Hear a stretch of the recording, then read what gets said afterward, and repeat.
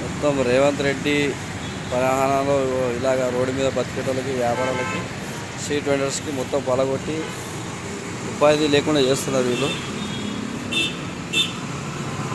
మళ్ళీ వీళ్ళు ఏం బతకాలి, వీళ్ళ పిల్లలు కూడా ఉంటారు, వీళ్ళు కూడా మనుషులు, వీళ్ళు కూడా దీని మీద ఆధారం. వీళ్ళకి చదువు లేదు, ఏం లేదు.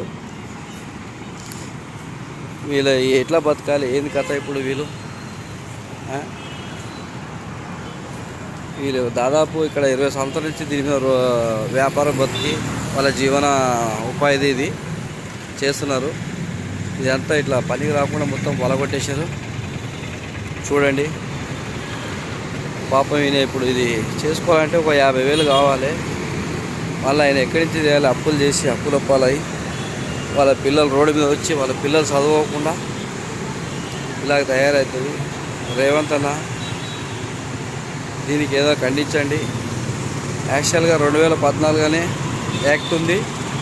ఆ యాక్ట్లో వచ్చేసి రోడ్డు మీద వ్యాపారాలని, చిరు వ్యాపారాలని ఏం చేయొద్దని చెప్పి ఉంది. మున్సిపల్ ఐడి కార్డు ఉంది, అన్నీ ఉన్నాయి.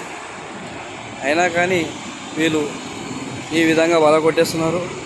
ఇంకోటి ప్రధానమంత్రి లోన్ కూడా ఉంది దీని మీద, స్ట్రీట్ వెండర్స్ అని చెప్పేసి. ఇలా వలగొట్టుకుంటే ఆ లోన్ ఎట్లా కట్టుకోవాలి, వ్యాపారం ఎట్లా చేసుకోవాలి అనే జీవోపాధి ఎలా చేయాలి, ఏదో ఒక సొల్యూషన్ ఇవ్వాలి కదా. ఇలా వలగొడితే సొల్యూషన్ ఇది అధికారం ఉంది కదా అని చెప్పి ఏమైనా చేయవచ్చా అధికారులు? చూడండి సార్, దయచేసి ఇది సీఎం రేవంత్ రెడ్డి దాకా పోయేదాకా షేర్ చేయండి ఫ్రెండ్స్.